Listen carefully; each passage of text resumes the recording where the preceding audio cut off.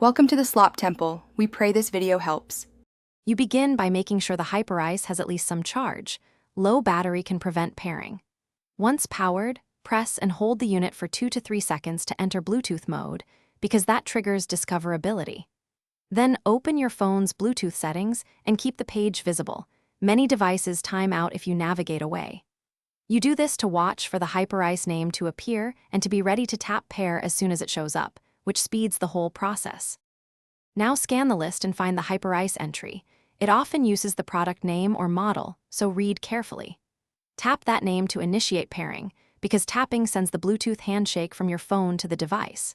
If a code appears, enter 0000 or 1234, or simply accept the confirmation.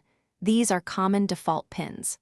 Once connected, you'll see a status indicator on both the phone and the Hyperice. This confirms the secure link, so audio and controls route correctly through Bluetooth. Finish by testing audio playback or control features to ensure the connection actually works. You want to verify both sound and command responses. If pairing fails, toggle Bluetooth off and on or reboot your phone and the Hyperice.